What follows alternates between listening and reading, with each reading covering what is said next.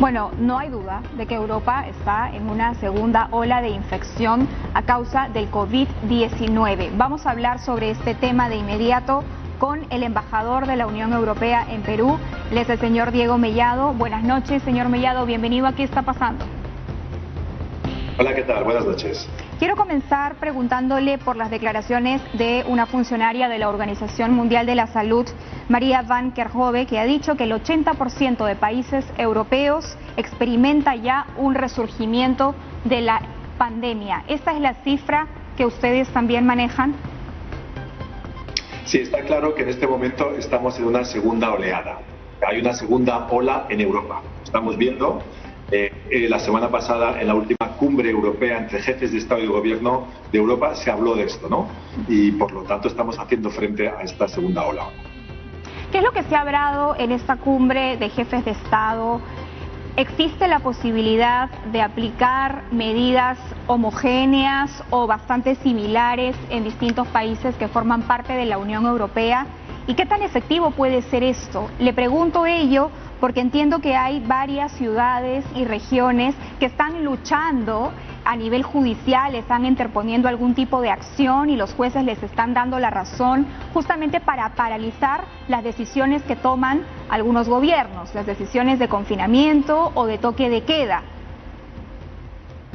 Sí, es verdad, eso ha ocurrido, por ejemplo, en Berlín, en la ciudad de Berlín, en Madrid, incluso en España, ¿verdad? En otras ciudades francesas. Es cierto que en algunas ocasiones las medidas de confinamiento han terminado ante los tribunales. Pero, porque hay que reconocer, Europa es un Estado de Derecho, somos de democracias, y la enseñanza de Europa y siempre el modelo europeo de lucha contra la pandemia, contra el COVID, es siempre desde el Estado de Derecho, desde el respeto de las libertades y la democracia. Y precisamente la semana pasada los jefes de Estado y de Gobierno han hablado de medidas conjuntas y tenemos una serie de medidas conjuntas para armonizar todo lo que es el trabajo que se está haciendo, cómo se mide la pandemia, cómo se puede comparar la situación en distintos países europeos, ¿no? Las zonas rojas, zona verde, zona de distintos colores, para evitar que haya decisiones divergentes sobre prohibición de viaje, ¿no? De una región a otra. Pero a la hora de aplicar medidas, en realidad no son solo los estados, sino que se está haciendo a nivel local, a nivel regional, a nivel de ciudad e incluso a nivel de barrio. Porque esta es una de las características de esta segunda ola. Y creo que es importante para todos los países que todavía no la están viviendo. Ya no se puede aplicar medidas de confinamiento general. Hay que intentar evitar eso. Hay que ir a lo más fino, lo más quirúrgico, intentar, pues, como apuntaban en su nota anterior, ¿no?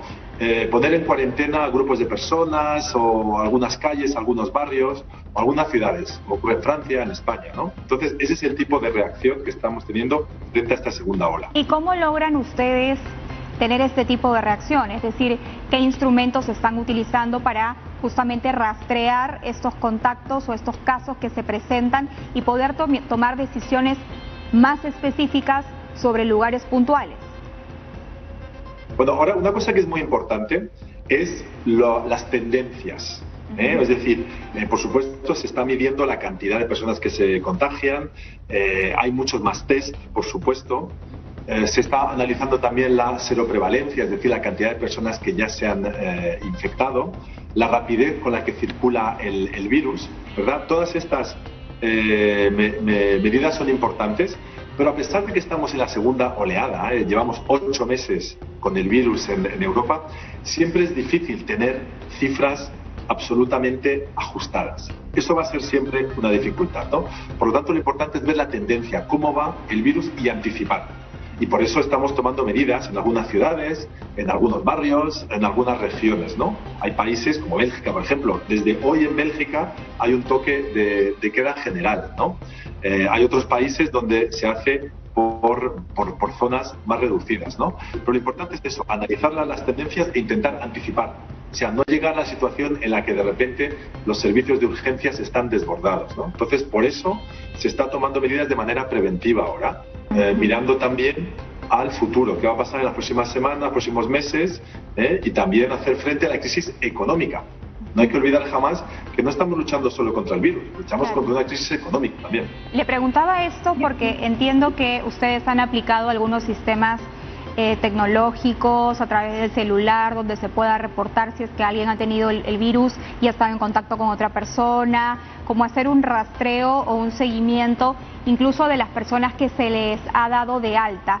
Y claro, aquí en Perú estamos todavía lamentablemente muy lejos de aplicar algo similar y ese es uno de los problemas más grandes probablemente que tenemos en este momento, es decir, que no podemos hacer como una especie de segmentación ni seguimiento de los casos y de esta manera aplicar confinamientos más específicos como lo que ustedes están proponiendo. Y otra cosa que no ha pasado aquí y sí ha pasado en algunas partes de Europa es que ustedes han llegado en algún momento a tener 0 muertes, 0 muertes, es decir, salieron completamente de esta primera ola.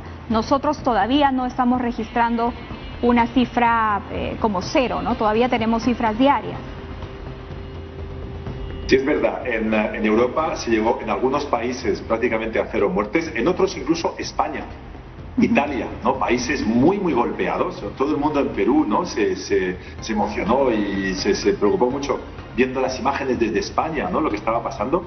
Y es verdad que en España se redujo enormemente, ¿no? Y prácticamente desaparecieron las muertes o se bajó a un nivel muy bajo.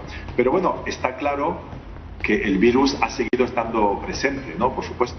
Entonces, por eso hay que seguir anticipando. Y es muy importante lo del rastreo, porque lo que no queremos en Europa es ir hacia confinamientos generalizados. O sea, no se puede volver a cerrar toda Europa como se hizo hace unos meses. El impacto económico es devastador. Y hay que recordar, o sea, se lucha contra el coronavirus también en el frente económico. Van juntos, no se pueden desvincular. Por eso hay que tomar en cuenta que para el futuro es muy importante poder rastrear, identificar, para poder aplicar medidas mucho más concentradas, ¿no? Focalizadas. Quisiera yo ya ir cerrando, pero hacerle 2 preguntas muy puntuales. La primera es, ¿se puede decir entonces que estos rebrotes invernales son potencialmente más graves que la primera ola que tuvo Europa? Esa es mi primera pregunta. Y la segunda sería, ¿cómo hicieron ustedes con el manejo de las playas? Porque ahora en este lado del mundo estamos entrando al verano y hay toda una discusión sobre si se deberían abrir o no estos espacios públicos en el verano. Sí, las 2 preguntas son muy importantes y muy pertinentes, ¿no? Y creo que puede ser interesante para el Perú ver lo que se hizo en Europa, ¿no? Sobre la gravedad de este rebrote, es verdad que hay muchos más contagios, pero también hay muchas más pruebas, ¿no? O sea, que tenemos mayor capacidad. Desde mayo-junio en toda Europa, España, Francia, Alemania, se hacen mucho más test. Y eso es una medida común de toda Europa. Al hacer más test se ven mucho más contagios. Pero en cambio hay menos hospitalizaciones, aunque ahora están subiendo, por eso tomamos las medidas, y hay menos muertes, ¿no? Eso también es importante. O sea que desde el punto de vista de las muertes y hospitalizaciones, esta segunda ola no es tan grave como la que hubo anteriormente. Pero hay que anticipar, eso es muy importante. Y sobre el tema de las playas, hay que recordar una cosa muy importante. La transmisión del virus en espacio abierto, ventilado, ¿verdad?, en el exterior, es mucho menor. O sea, es más seguro que la gente esté fuera, que esté en terrazas, que esté en playas, que esté fuera, ¿no? O sea, o en las casas ventiladas. Por lo tanto, en Europa sí que hubo algunas medidas, en España, en Francia, donde se limitó el aforo, se organizó, pero siempre se intentó permitir que la gente esté fuera. Yo creo que eso es algo importante. O sea, la gente tiene que estar fuera, es un tema también de salud mental, es un tema sociológico para poder interactuar. Y los espacios externos, las playas, son más seguras, por supuesto, que los espacios interiores. Muchísimas gracias al embajador de la Unión Europea, Diego Mellado, por esta entrevista que, por supuesto, nos sirve de espejo, ¿no?